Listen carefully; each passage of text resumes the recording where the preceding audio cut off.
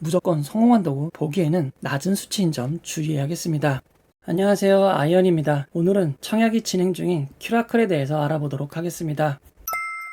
먼저 기본 정보입니다. 큐라클은 화요일과 수요일 청약이 진행이 되고 환불은 2일 뒤인 금요일이 됩니다. 그리고 상장은 그 다음 주 목요일인 7월 22일로 예정이 되어 있습니다. 공모 규모를 알아보도록 하겠습니다. 이번 공모에서 우리사주조합에 참여는 없습니다. 일반 청약자에게 25%, 기관 투자자에게 나머지인 75%가 배정이 되었습니다. 일반 청약자의 증권사별 배정 주의수를 살펴보면 삼성증권이 85%의 주식을 배정받았습니다. NH투자증권은 15%밖에 배정이 되지 않았습니다. 그 결과 NH투자증권은 8만 주의 주식으로 청약을 진행하게 됩니다. 주식이 8만 주밖에 되지 않기에 균등 배정은 그의 절반인 4만 주로 진행이 되게 됩니다. 따라서 NH투자증권의 균등 배정으로 받을 수 있는 주식수는 추첨 한 주가 될 가능성이 높고 확률은 상당히 낮을 것 같습니다. 이번 청약은 삼성증권과 NH투자증권에 모두 청약하는 중복 청약이 가능합니다. 각 증권사의 청약 한도 및 청약 수수료, 개설 마감일을 알아보도록 하겠습니다. 삼성증권은 일반 등급의 경우 청약 수수료 2,000원이 있습니다. 그리고 청약 전일까지 개설해야 청약에 참여하실 수가 있습니다. NH투자증권보다 주식이 많이 배정된 삼성증권이지만 온라인 등급의 경우 최대 청약 주식수는 11,250주 밖에 되지 않습니다. 그에 따른 청약 증거금은 약 1억 4,100만 원입니다. 일반 등급의 경우 22,500주, 우대 등급은 45,000주를 청약하실 수 있습니다. NH투자증권의 청약 수수료는 없습니다. NH투자증권도 청약 전일까지 개설해야 청약에 참여하실 수 있습니다. 배정 주식수가 적어 일반 등급 100%의 경우 최대 청약 가능 주식수는 3,200주밖에 되지 않습니다. 3,200주의 청약 증거금은 4천만 원입니다. NH투자증권의 청약 한도가 낮으신 분들은 경쟁률에 따라 받을 수 있는 주식수가 매우 적을 수 있는 점 주의해야겠습니다. 삼성증권과 NH투자증권의 청약 최소 단위는 모두 10주입니다. 10주의 청약 증거금은 12만 5천 원입니다.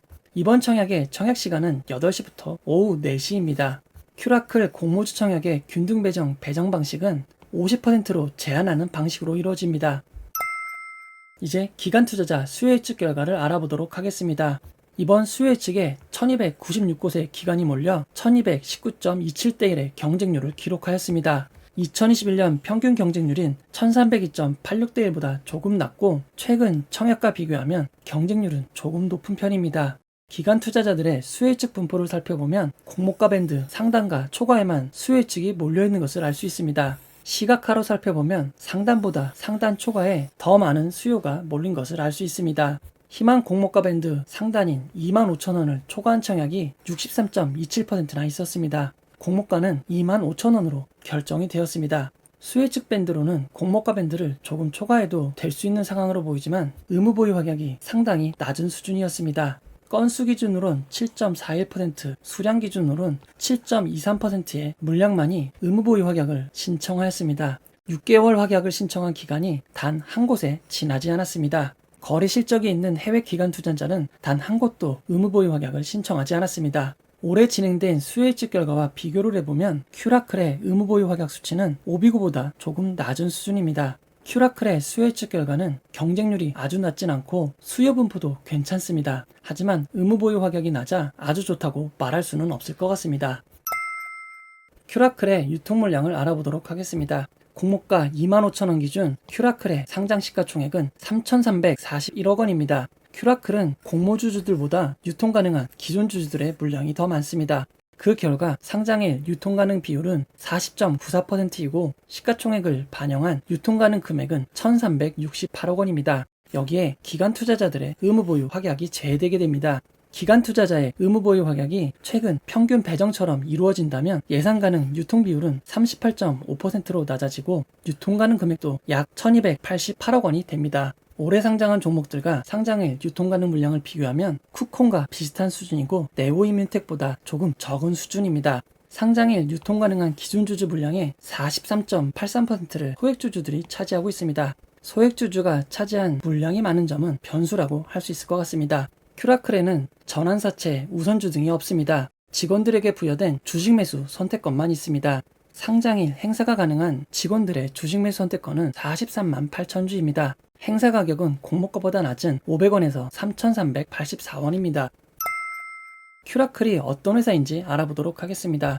큐라클의 매출을 보면 아직까지 발생된 매출이 없습니다. 큐라클은 신약을 개발하는 회사입니다. 아직 제품이 테스트를 하는 임상시험 단계이기에 발생된 매출은 없었습니다. 큐라클의 주요 신약은 CU06RE입니다. 기존의 당뇨 황반부종 치료제가 주사 형태였던 거에 반해 최초의 먹는 약 형태로 개발이 되고 있습니다. 그 외에도 두 가지 신약이 더 있습니다. 가장 관심을 모으고 있는 CU06RE는 미국에서 임상을 준비하고 있습니다. 아직 임상 1단계이고 환자가 아닌 건강한 사람을 대상으로 하여 실험을 하는 단계입니다. 올해 4월 1일부터 진행될 거로 예상되고 내년 1월 31일 종료될 예정입니다. 아직까지 진행되는 사항은 없는 것으로 나와 있습니다. 또 다른 신약인 CU03은 우리나라에서 임상이 진행 중입니다. 다음 달인 8월 31일 연구가 종료될 예정입니다. 다음 신약인 CU01은 우리나라에서 임상이 진행되었고 이미 올해 2월 1일 연구가 종료되었습니다. 현재 상황을 살펴보면 우리나라에서 임상이 진행 중인 CU01은 임상 이상 A가 완료된 상태입니다. CU03은 임상 2 A상이 완료 예정입니다. 미국에서 진행 중인 CU06RE는 임상시험 승인을 받았고 임상 1상을 준비하고 있습니다. 사실 신약의 성공 가능성은 매우 낮습니다. 회사가 밝힌 성공 가능성을 보면 CU06RE의 성공 가능성은 20.87%, CU01은 19.78%, CU03은 23.44%입니다. 무조건 성공한다고 보기에는 낮은 수치인 점 주의해야겠습니다. 회사가 밝힌 수익 모델을 보면 모든 임상이 완료되고 매출이 발생하는 것이 아니라 미리 기술 이전 계약을 체결하여 계약금을 수령한다고 밝혔습니다. 밝힌 대로 계약이 발생하면 큐라클은 내년부터 매출이 발생하게 됩니다. 큐라클은 직원 수가 매우 적은 회사입니다. 직원을 모두 합해 23명이고 그 중에서 연구 개발 인력은 19명밖에 되지 않습니다. 19명으로 개발이 가능한 이유는 큐라클이 상품화에만 집중했기 때문입니다. 큐라클이 임상 중인 제품의 원천 기술과 후보 물질은 자체 연구 개발이 아닌 대학교와 연구원의 라이선스를 받아 진행하고 있습니다. 비임상과 임상, 사업화도 관련 회사들의 도움을 받아 진행하고 있기에 직원 수가 매우 적은 것이 특징입니다. 공모가가 적정한지 알아보도록 하겠습니다. 큐라클은 지금까지 매출을 올린 적이 없기에 순이익은 큰 폭의 적자입니다. 하지만 내년부터 매출이 발생할 것으로 계산하고 있고 이번 공모가 산정에 2024년 추정 단기 순이익을 사용하였습니다. 2024년 해당 매출이 발생할 수 있다면 현재 공모가는 낮은 수준이라고 볼 수 있을 것 같습니다. 결론을 내려보도록 하겠습니다. 기관 투자자의 수요 예측 결과는 의무 보유 가격이 낮아 좋은 결과로 보기에는 어렵습니다. 그리고 큐라클과 같은 바이오 종목의 정확한 가치는 산출하기 매우 어렵습니다. 현재 진행 중인 3개의 임상 결과 그리고 그에 따른 매출이 발생한다면 큰 폭의 주가 변동이 있을 수 있습니다.